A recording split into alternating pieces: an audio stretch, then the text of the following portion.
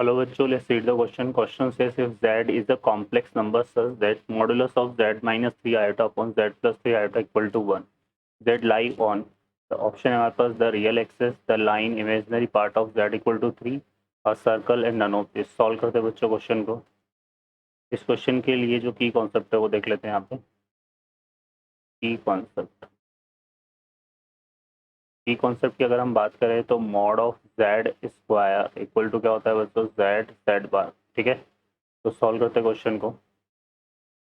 इस क्वेश्चन में हमें क्या गिवन है? इस क्वेश्चन में गिवन है हमें mod of z minus 3 iota upon z plus 3 iota equal to 1.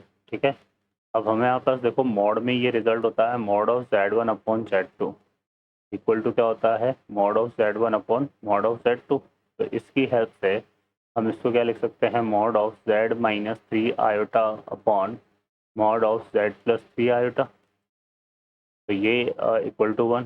अब यहाँ से अगर क्रॉस मल्टीप्लाई करें तो क्या आएगा mod of z minus 3 iota equal to mod of z plus 3 iota.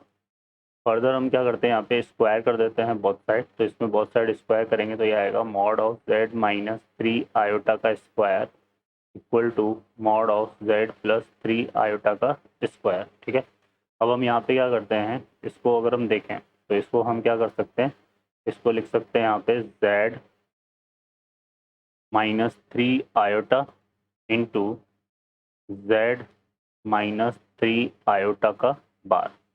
और इसको क्या ले सकते हैं z plus 3 iota into z plus 3 iota का बार. ठीक है बच्चों, अब इसको सॉल्व करते हैं यहाँ से. तो यहाँ पे देखो ये बार जो है ये हमारे पास अलग अलग शिफ्ट हो जाएगा. कॉन्जुगेट की प्रॉपर्टी होती है. तो इसको क्या ले सकते हैं हम z बार माइनस और आयोटा बार क्या होता है माइनस आयोटा के इक्वल होता है. तो यह आएगा प्लस 3 आयोटा. ठीक है, और इक्वल टू यहाँ पे आएगा z प्लस 3 आयोटा और ये हो जाएगा z बार. यहाँ पे आयोटा बार क्या होता है माइनस आयोटा के इक्वल, तो माइनस का क्या जाएगा 3 आयोटा. ठीक है, अब इसको सॉल्व करते हैं. तो मल्टीप्लाई करेंगे तो क्या बन रहा है यहाँ से देखो z बार. ठीक है, यहाँ से आएगा माइनस का 3 आयोटा z बार माइनस का 3 आयोटा z बार.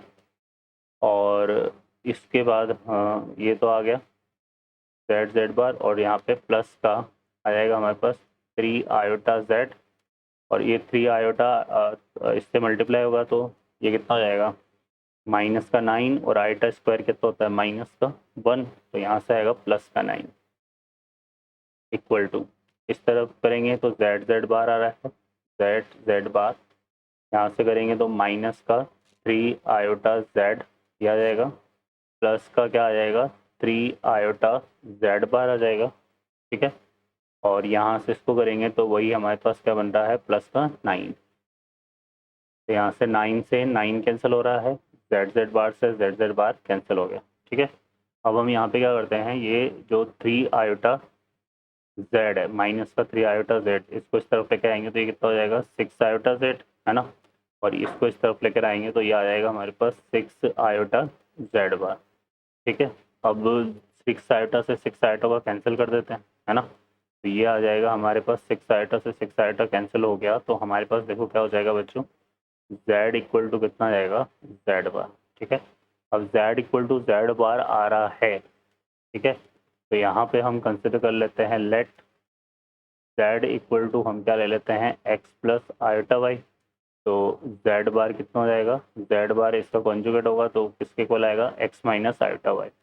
यहाँ से आ रहा है z इक्वल टू z बार है ना. तो ये तो हो जाएगा हमारे पास किसके equal x plus iota y equal to x minus iota y. x cancel हो गया तो यहाँ से हमारे पास क्या बन रहा है 2 आयोटा y इक्वल टू 0. तो ये क्या हो गया y इक्वल टू 0 क्योंकि आयोटा की वैल्यू तो 0 होती नहीं है ना. तो यहाँ से y इक्वल टू 0 आएगा. तो इसका मतलब y हमारे पास क्या है y जो है इसको हम लिख सकते हैं imaginary part of z equal to 0.